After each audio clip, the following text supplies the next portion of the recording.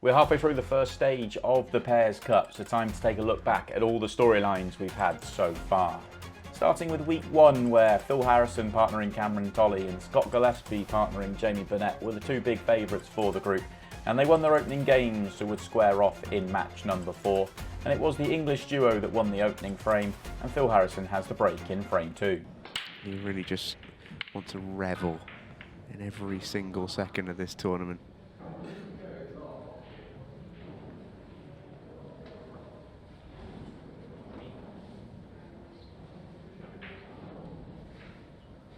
Oh, Phil gives his cue a twirl. What's he got?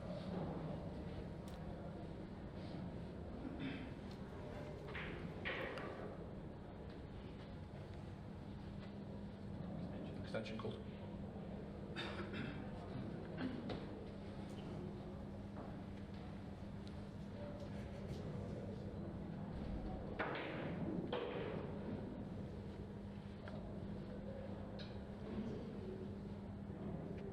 Back to the singles events here, or singles frame, and a messy middle of the table. Tried to get some movement then.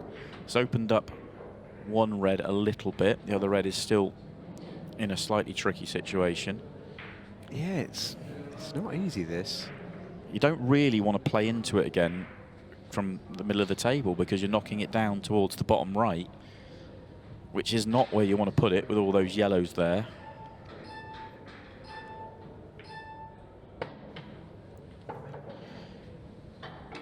Obviously it does go up the table, but no good ball to get there. Yeah, this is not a picnic of a frame for Scott Gillespie by any stretch of the imagination. This is work. Real graft here.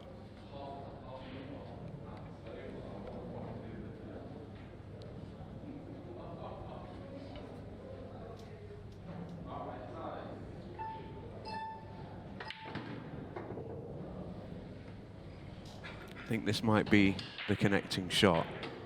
Is his plan to top through off this red to the middle, land about level in line with the red to the opposite middle, then can you get a little bit of action?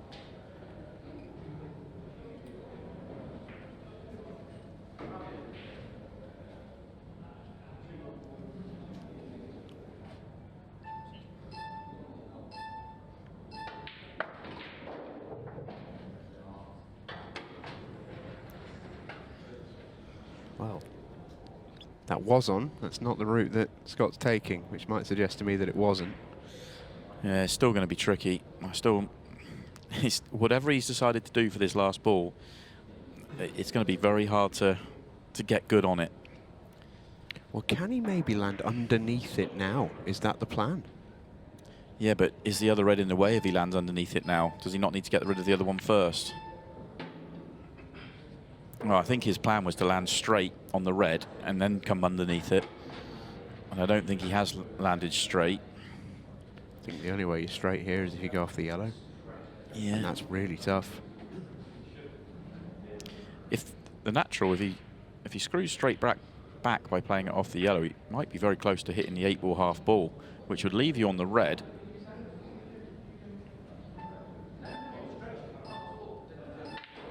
No, he had the right angle, just under hit it. Oh, close.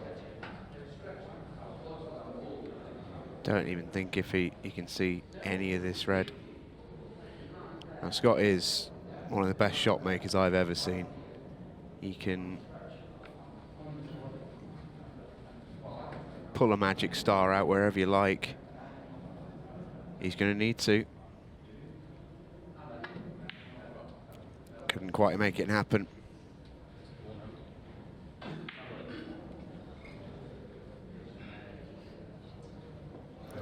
Big chance. Crunch time for Phil Harrison and Cameron Tolley.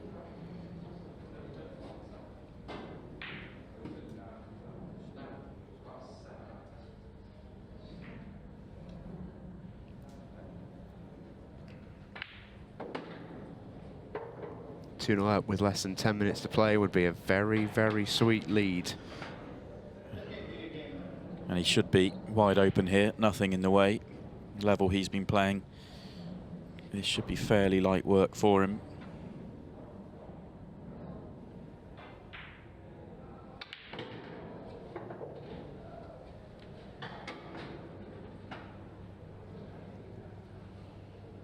Talked about Phil Harrison's Pro Series performance a little bit earlier. We're back with the Pro Series this weekend. Should be a fantastic weekend. We're up in Blackpool again for the Summer Showdown. Live from Thursday all the way through to Sunday this week.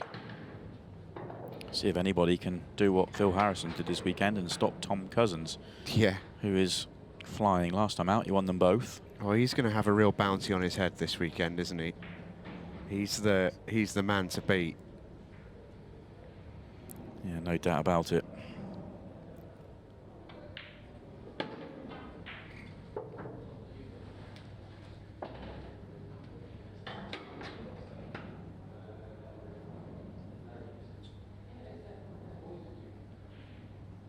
And likewise for the challengers, Connor Tracy won both events the last time we were there. Or eyes too, maybe on Stevie Dempsey, got to back-to-back finals. Be a very, very interesting weekend. And of course, the Pro Series debut of one Mark Selby. Very excited for that. First individual match, I think, since 2007 in the pool world. Very excited to see him out there.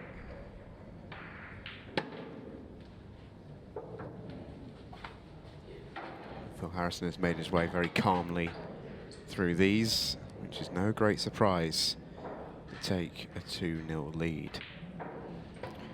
They went on to wrap up the match 4-0 and take control of the group, just needing to avoid defeat in their final match of the night to avoid a 3-way 6-red shootout, and they did it courtesy of a 3-2 victory.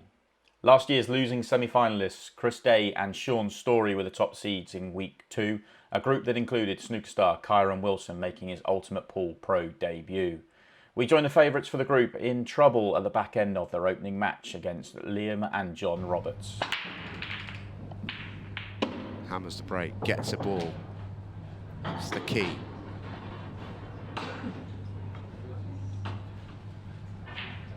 Good chance here. They've come out well. 3:30 left on the clock.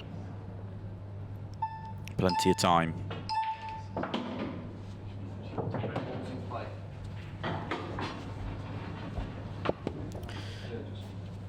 I'm surprised they've not taken the red at the bottom of the table here. It's not, for me, a great last ball, because if you land high on it, 8 ball doesn't go left centre, and you do not want to let the yellow bottom right hand corner become a problem ball. And on the first shot they had here, they could have just tracked down, taken that red, and then had a choice of balls up the table. And I think leaving that one could come back to bite them.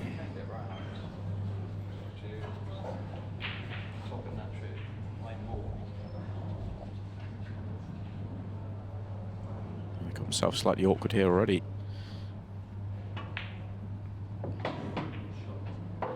Good recovery.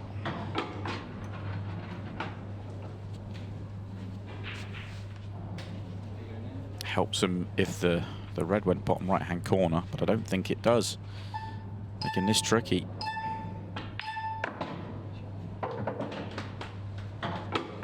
Played that lovely. Cue ball's doing some mileage here though, and they want to get the next positional shot right to make getting on the 8 ball comfortable enough.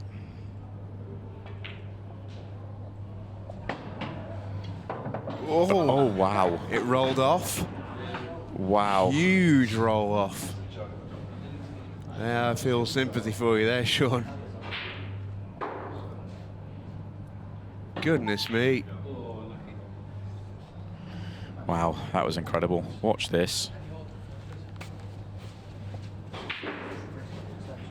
Oh, wowee. So that's the break-in area where the balls get racked up. A little something on the cloth there made it go sideways.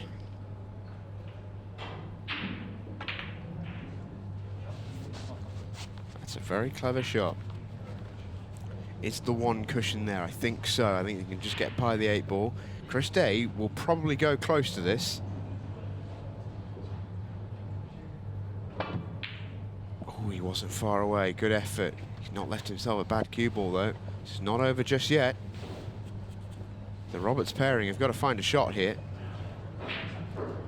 It's not a bad result for Day and Story. Big shot. Well, well, well, they've got the snooker, they've run the cue ball far enough. Story and Day trying to save a draw. What's Sean lining up? Oh, it was a good effort. Yeah, good hit, but that's 20 seconds gone for them. They're going to have no more shots here. Yeah, that's the match. John Roberts just needs to knock this one in over the hole, and that will do it.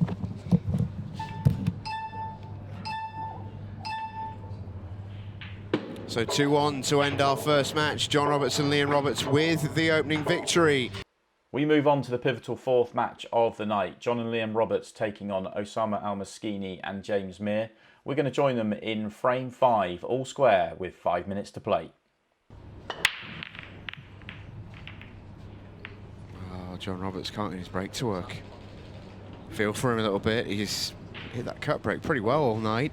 Not really had much by way of actual results.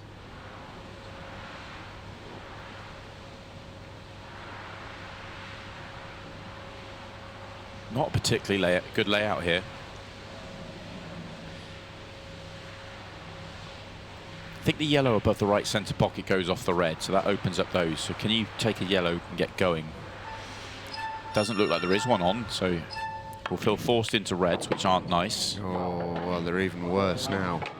If you're James Meir, that's gone all wrong. Osama Maskini with what looks like the start of an interrogation.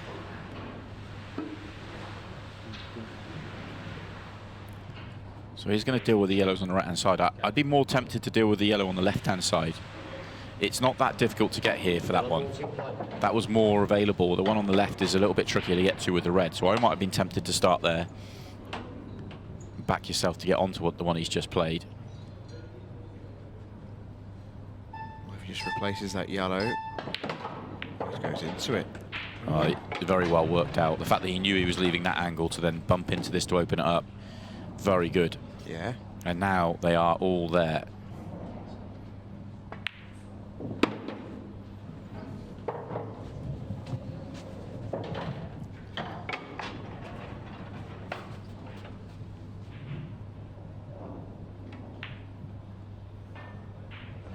But up it stays. This is going to turn into a really dramatic game because you're almost watching it and you don't trust either pairing. Oh, I'm keeping half an eye on that clock as well here. Sort of almost want a lesser turn here, but it's hard to find it in a good way. So May just back himself to find the route, find the finish. Got to break out the bad ball on the right-hand side. He's got the angle to do that now. Play into the cushion. Almost hit the cushion on the break line. Have them both come out. He missed it. Oh, there's some mileage in this frame. Keep an eye on that clock. He 3 minutes. He might be able to play the loss of turn in a better way now. Pick your spot on the bottom cushion. You've got the red and 8 ball blocking one red and make the other reds block the other. Or just make the combination shot like it's nothing. Excellent. He's still got work. He's still got work. 2 minutes and 30. And ticking.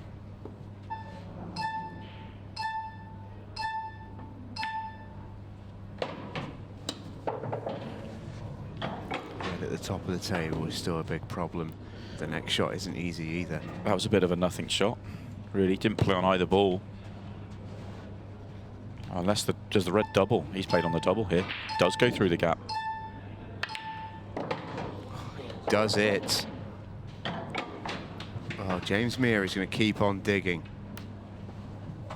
Does that pass to the top right?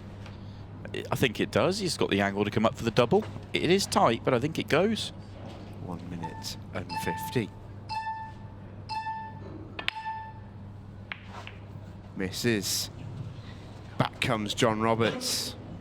Chance to put his team in front. He has a look at the clock here. He can chew a good bit of it. And he has the break next. Or does he? Not sure. Come back to that in a moment. He's at the table anyway now for the time being. Yeah,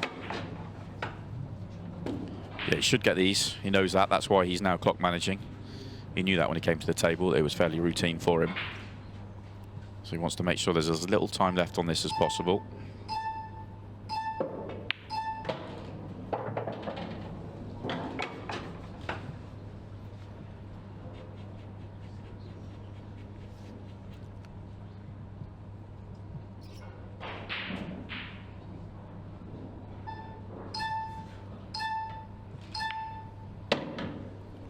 Well, here we go.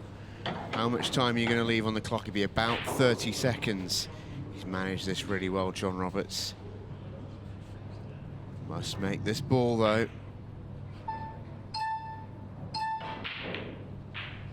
And make it he does.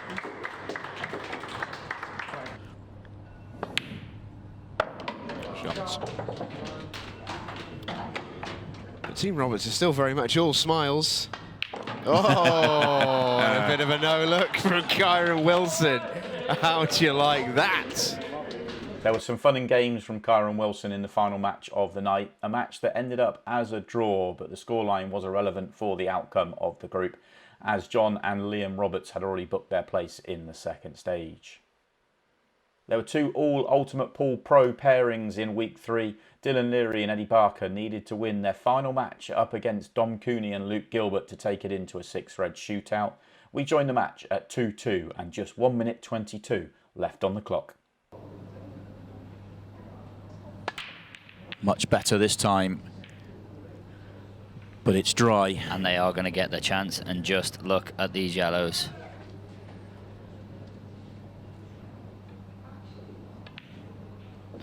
This is where, yes, you need to be quick, but you have got time.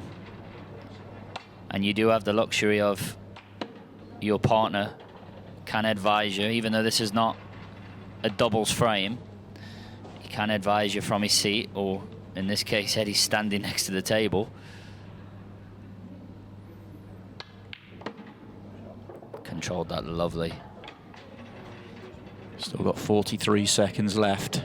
Just has to play one tricky positional shot here. If he gets this shot right, which he has, he needs to just bump into the other ball.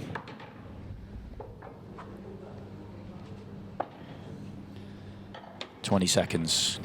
3 shots.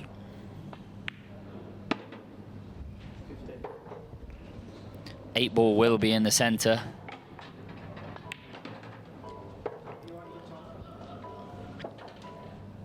See, he's had the luxury of his partner saying, you've got time, we have a 6-red.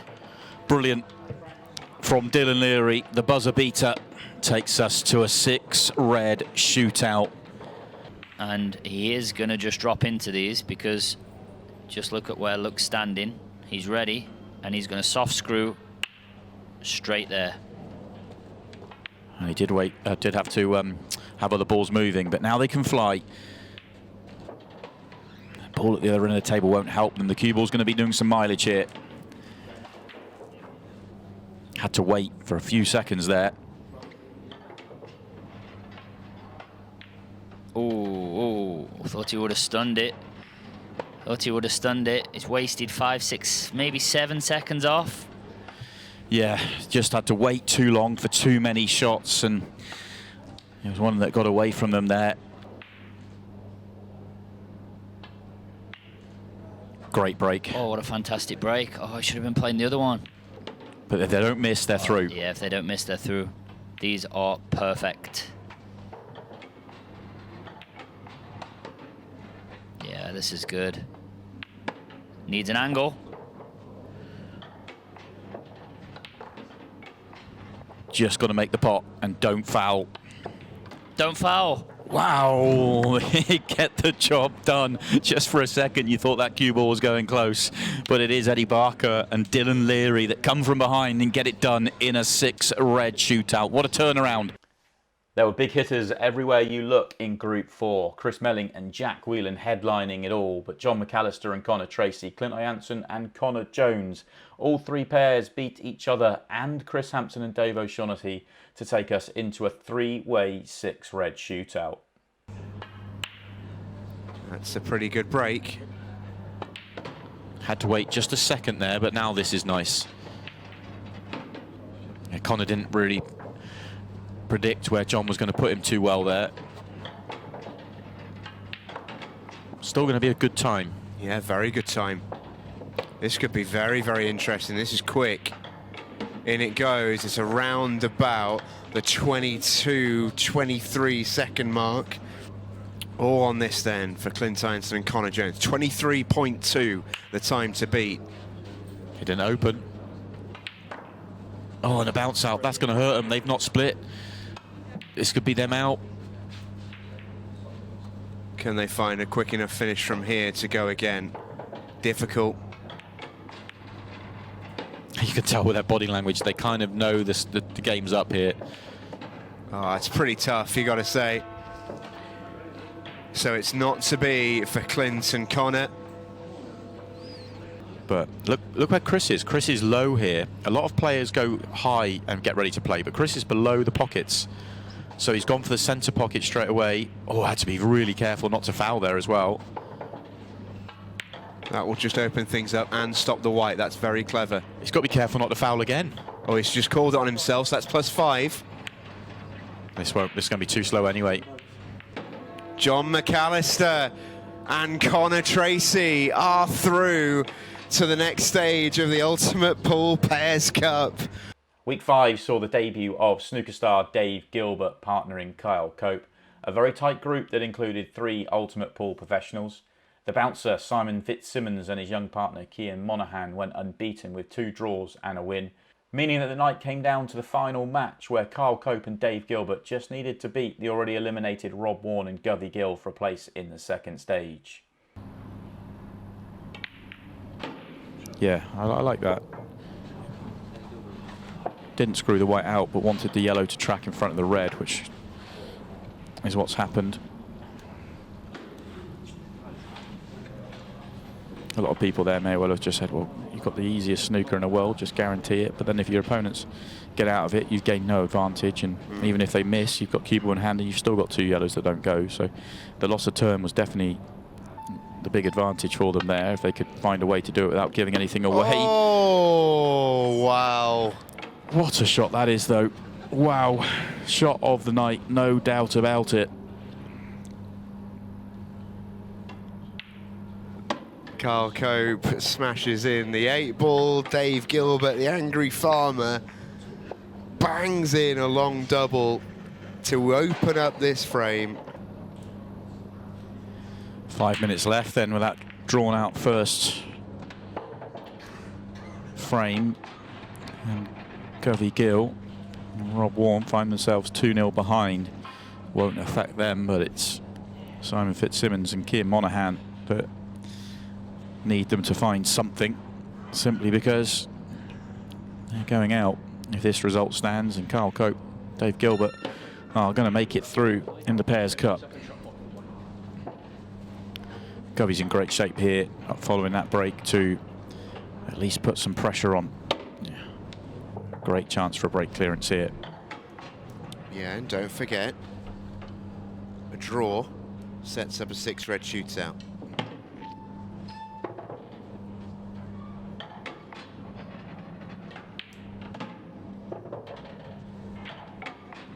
Oh, Govey's just put himself in trouble if he can't see this red to the top. Almost feels like 3 straight frames where you felt like Govey and Rob were going to win it. And unless Govey pulls out a big pot now, it'll be 3 straight frames that they won't do. Yeah, you can see from that camera angle, nowhere on that red really. Great shot. does he have the angle to be able to track up to the top of the table? The problem is the harder he hits this, the wider it throws and brings the jaws and the corner pocket into play.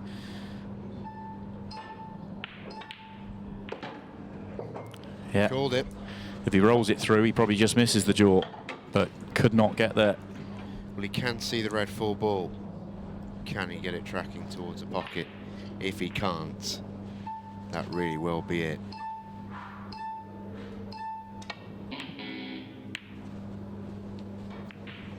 Well, Dave Gilbert has got it all in his hands here.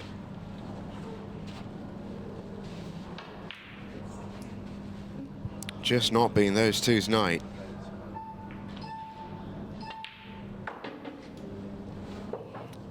And the most frustrating thing for the pair of them is for the first two matches, the margins were very, very fine. They didn't do a huge amount wrong. They've both made a pretty big mistake in this match, which is fairly forgivable in a bit of a dead rubber for them. But for the first two matches, they're live games. They weren't far away, and that is tough to take. It'll be tough to take as well for Keir Monaghan and Simon Fitzsimmons. Should they not make it through, they will fail to qualify, having failed to be beaten. I think that'll be the second pair already in 5 weeks that will have happened to. Pretty sure Team Hashtag Team Blessed. Team Hashtag. Team Hashtag. They love a hashtag, those They two. do, they love a hashtag. They also were unbeaten and got knocked out by a 6-red shootout. But unbeaten and not even making it into a 6-red shootout would take some doing. Dave Gilbert's playing the beeps here. Season pro. Look at this. Yeah, look at this. Veteran.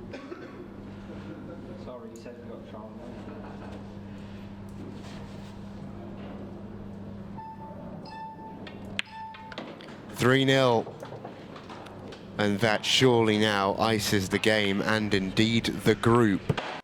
Week 6 sees the two stars from the women's game, Emma Cunningham and Amy Beacham, partnering up once again, just the 9 world titles between them. A group that was also meant to include Mark Williams, but a late pullout meant that Phil Hoskins was there to partner Curtis Lee, and they were eliminated very early on in the night. It came down to a match between Tommy Lewis and Peter Mullaney, Rich Lowther and Paul Wyatt to see who would go to the top of the table, and we join it in the opening frame. Ultimate Pool Pro Pete Mullaney trying to figure out if there's a way he can force something to happen here, but I was about to say it's a pretty horrible layout, but don't want to hand away the reds, you feel. It depends whether that you can play red off red at the top or open everything up in reds.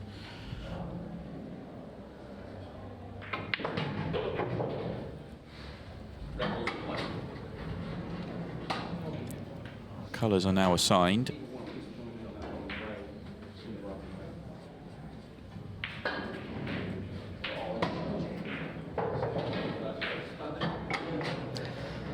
He's going to play one to the top right corner and then play the red off the red to develop his bad ball, but I would have liked to have played it while this ball was still here. It's another option. Nope. Leaving it late here.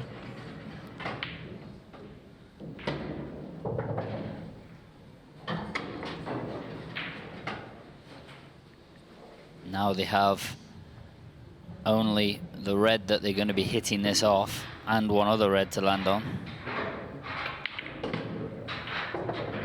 And they're not going to land on either. Oh, that's about as bad as it could have finished. Well, he needs a roadmap to get out of this one. Where's the line? Top jaws, can he see the top jaws? Can he even get there? Yeah, if he can get to the top jaws, rattle it across the top rail. Like that. Oh, have some of that. Hello, Paul.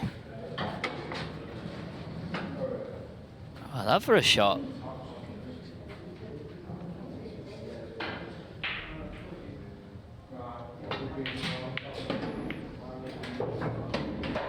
And another one. Oh, this finish deserves Paul to knock this 8-ball in. I think it's close to in off both ways. He needs to dig down. Oh, what a finish, what a shot. Well, finish of the night by some considerable margin. That was amazing. A great clearance to give them the momentum they needed and to go on and complete victory and take them to the top of the table. Only an Amy Beacham and Emma Cunningham victory in the final match of the night would stop them from having safe passage through. A draw would take it to a 6-red shootout. Still the problem ball for Phil and Curtis is the yellow to the right that they tried to get on early.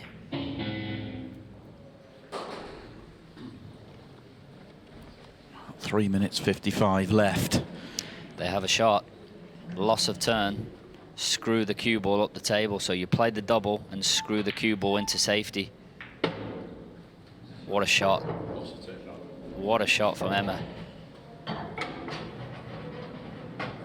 And that's why these rules are the best set of rules in the world for 8-ball pool, because one shot, your opponent makes 2 mistakes, they're still in control. You can play one shot like that and it spins the whole frame on its head. Right, now they need a moment of class. The brilliant loss of turn shot to earn the opportunity. Now they have to put the finish together to go with it. I like another loss of turn though. I like dropping this in and playing another long loss of turn. Well, they've got the time. I think they, in agreement with you, they have got the time to do it. Emma just has to be careful to hide the cue ball. Don't let the cue ball pop out. Don't let the cue ball pop out. She has. And there's a pocket open. It's not fully open, but it's open. Well, it'll be open if he pots this yellow off the red. Like that. Oh, they're not on the next ball. Oh, how unlucky is that? If that red's come up off the top cushion and blocked that yellow, that's unfortunate. There might still be a gap here, but then you can't get on the last one. Yeah, how do you get on the last one? 2 minutes 20. There will be time for Emma and Amy if this doesn't find its way in. And it hasn't. Right, girls, you have a fantastic opportunity, but you need to be quick. You need the win. Scotch frame here, and Emma's not up either. Get up there and help. What are they doing? They have to be quick. They need to win this match. Do they know that? Yeah, the frame gets them the draw. Oh, you can't walk around the table, Emma. You have to win the match. Maybe they're just saying, we'll take the draw, we'll take the 6-red. Could have done with that just sitting over the pocket to make life easier. Oh, this is not good. That's short by at least 8 inches. Now she has to cue a long ball in. And she needs this to run, and it hasn't. Yeah, now you have to play the snooker, I think. You have got time for one safety shot. Yeah, you have. But when you're playing for the draw here. Yeah, the draw, take the 6-red, play the snooker, and hope he doesn't make the 1 cushion kick. But it'll go very close. It'd make this a decent percentage out of 10. Well, he's guaranteed to hit it, isn't he? And the angle that the cue ball's coming in at. Well, he has hit it, but he hasn't made it. So one more good bit of cueing here from Emma. There's pressure.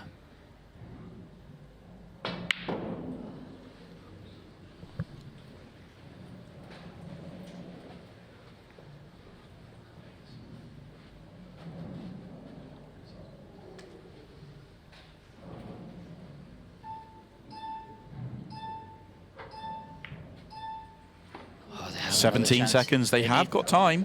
Quick. You need to be quick. Emma should be in position.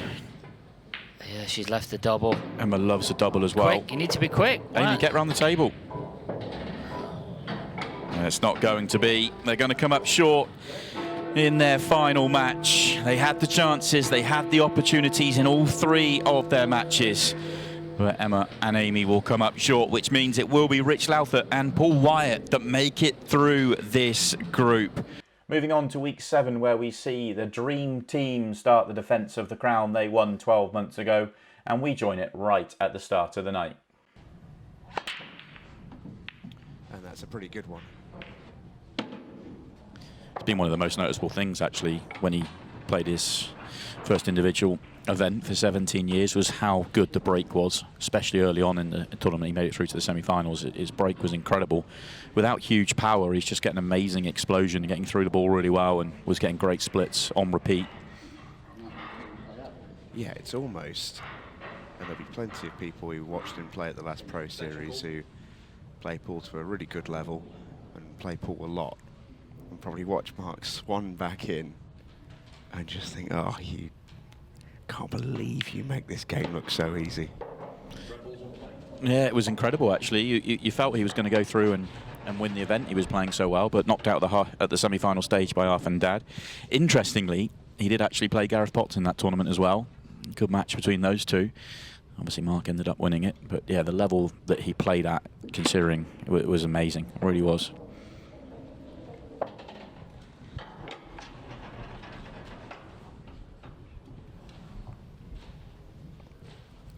If you are watching us for the first time with the Pairs Cup, we've got 4 pairs here tonight. All will play each other in a round-robin format.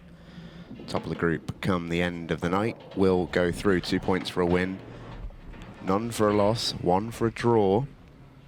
And the draw is in play because we have a match clock, which is 20 minutes long for each match, or a race to 4, whichever one comes first.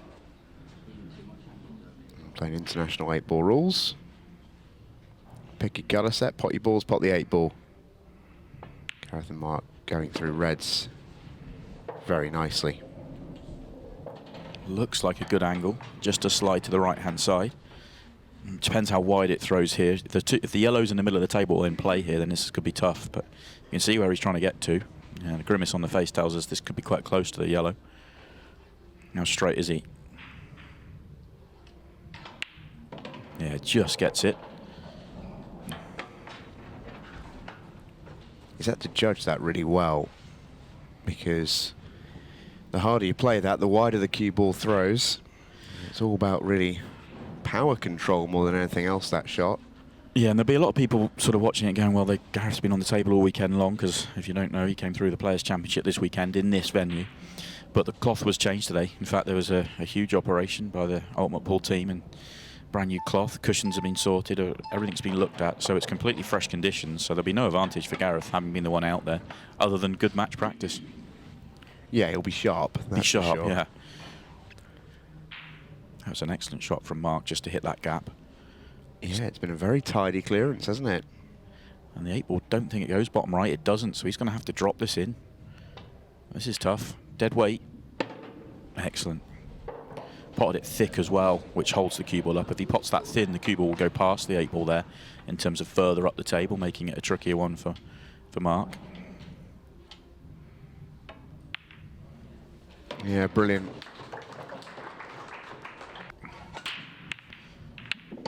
Let's focus on their opponents then at the table. Dave McNamara with a cracking break, and he's actually been a little unfortunate here. When you see the split, you'll see what I mean. Catches that absolutely plumb. I think the only thing he can do here is to go yellows and play yellow off yellow. The yellows are not an easy out.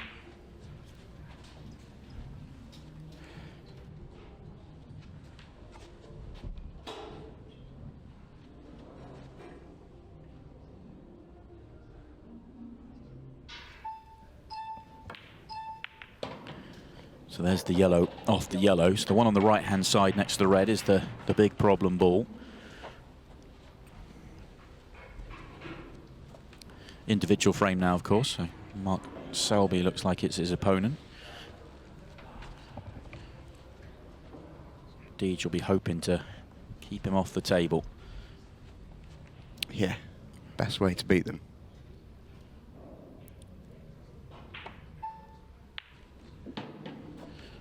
Okay, right, now he's into the visit. It's now about controlling yourself to have the breakout shot. The one nearest it looks like it's the easiest way of doing it, but you've still got to be quite precise to be able to do that. I don't see a better way, unless he has I don't think he's quite straight enough on the one top left now to be able to do it. You'd ideally like to go into it from one of the ones at the top of the table, so you keep the other one there Yeah, see how he's looking now? So that the one that's near it is your chance to be on that ball as well as the one you're moving.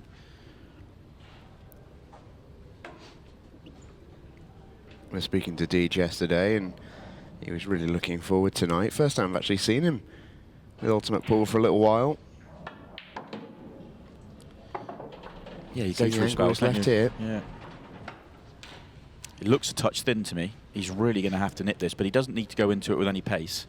Just needs to get solid contact on the red. Just looks a shade on the thin side, but I'm sure it's doable. Just caught the red thin. That's actually a really good effort. If he catches that, I mean, a quarter ball thicker, if that, he's perfect here. Just catches the cushion first. If he catches the red and cushion at the same time, he's absolutely plumb. Yeah. Tough to see the way out here. I think his only option is the double. And he is a phenomenal doubler of a ball as Dave McNamara. He's going to need to be. What a shot that is. Oh, that's brilliant. What a shot that is. Dead weight, queuing over a ball. Oh, that really is. He's going to have to hit this one well as well, because he's going to need to really get into this to avoid the 8 ball coming off one cushion. But that is brilliant. He's really going to have to hit this quite soft and really allow the spin to grip. Beautiful. Punches it. Ah, that's great from Dave McNamara. This is a really good clearance.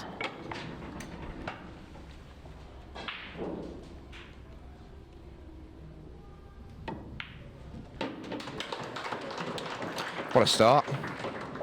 That response from McNamara set the tone for some great pool that followed, but it was just one mistake from Mark Selby allowing McNamara and Higgins the victory in the match. Back-to-back 4-0 victories for the Dream Team, and defeat in their final game for Higgins and McNamara meant that it was going to be a 6-red shootout for a place in the second stage. Here we go then. Object ball and cue ball must be stationary, and now Gareth Higgins and Dave McNamara have to fly. It's not a great shot. Recovery pot needed. Recovery pot found. Very good. Great plant. That helps. This is quick. Cue ball just rolling. This needs to go. And it does. It's around about the 25, 26 second mark. That time of 25.8 is unofficial for now. Here we go. 25.88 to beat for Mark Selby and Gareth Potts. It's not come out particularly nice, but there's the first ball waiting. Waste a shot though. Oh, it's 5-second penalty. Right, now they've got to fly. Yeah, they're in trouble. Add 5 to any time here. They've got to absolutely fly around this table. It needs to go in the next second. They're not going to do it. That foul is going to cost them. The foul hasn't been added. They don't know that out there. It's a win for Dave McNamara and Gareth Higgins. Group 8 looked very tight on paper with snooker star Joe O'Connor playing with his dad Steve. And it wasn't just tight on paper, as the first 2 matches were 2-2 draws. The next 2 matches were won by the Scottish brothers and the men from Ireland, meaning the final match of the night came down to winner takes all. And we're joining it with the Fleming brothers 1-0 ahead. Yes, put a cluster.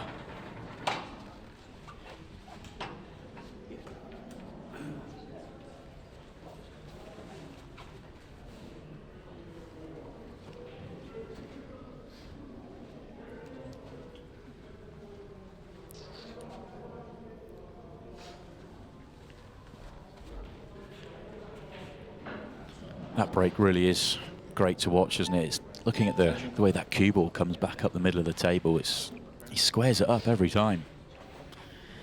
Yeah, not very often you see a cluster like that of 8 or 9 balls in the middle of the table. Red balls in play. Needs some sort of angle. If he doesn't have one, he can only screw it back and leave the cue ball in the gap and take the right hand red.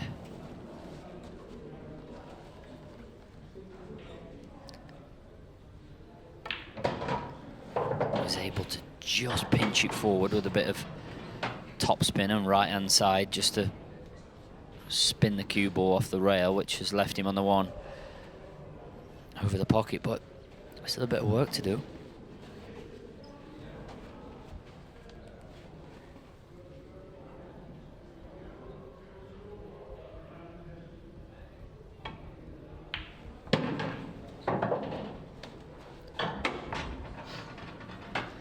Especially if he's come straight on this one in the middle. There isn't much angle, if any. Yeah. Mark's up having a look.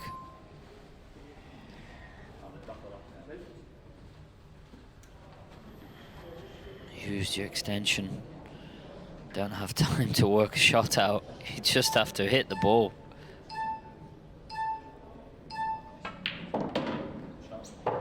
That's a very good shot.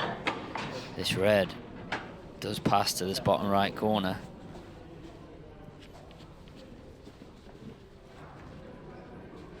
How he gets on the other red, I'm not so sure, because he is probably going to be cannoning into something. I'm not sure it goes right center.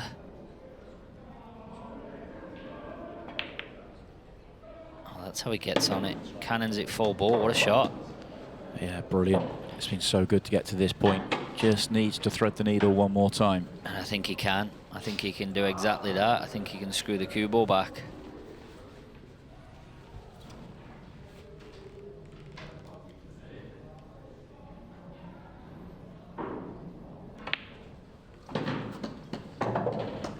What a visit to the table here for Ryan Fleming. Yeah, very good finish. Very congested, very classy. Picked him off nicely. And what a time to do it.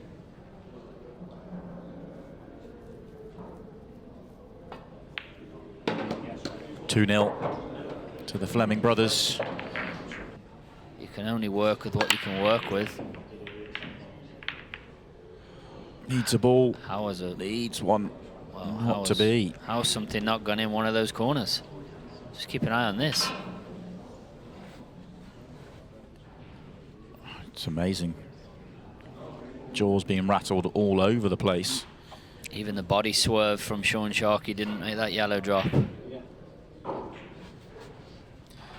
It's not an easy finish because everything's gone up into the bulk area, or a huge amount of it's gone up into the bulk area. Yeah, and you may think, I can't believe he's gone reds, but it was the right choice because he's going to have a free go at the skill shot. The skill shot, if the red follows the yellow in, he continues. If he doesn't, it's loss of turn.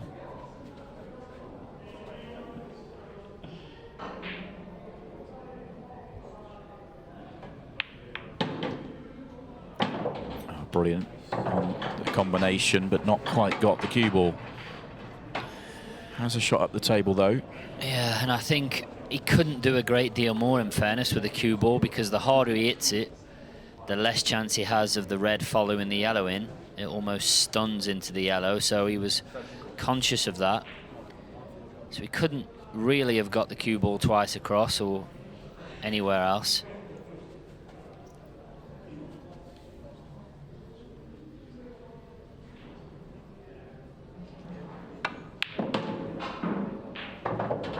Ooh.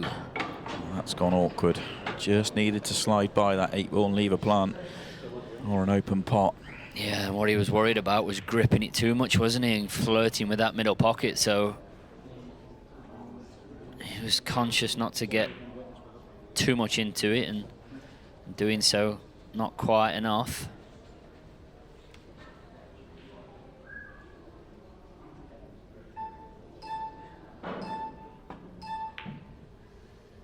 Excellent recovery pot. Yeah, fantastic shot. That was, well, this passes, and if he's straight enough, he can soft screw by the red and leave himself right behind the plant. What a shot.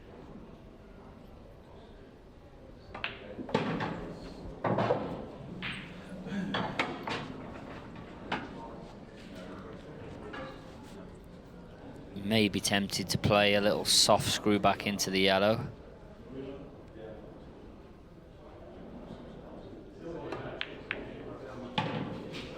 just grazed it. He's okay because the 8 ball does pass into this right centre if he gets the cue ball.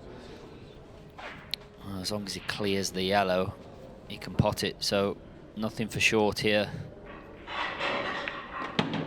And he's absolutely perfect. What a performance, what a finish. This is for 3-0. Yeah, and back to back as well. Ryan did it in the previous frame. His brother Mark has this 8 ball to do it in this one and make it 3-0. And on the brink of making it through.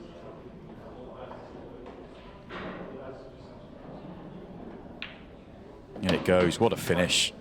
High quality stuff from both Mark and Ryan Fleming. And that will be that. It is the Scottish brothers, Mark and Ryan Fleming, that get the job done. They make it through to the second stage of the Pairs Cup.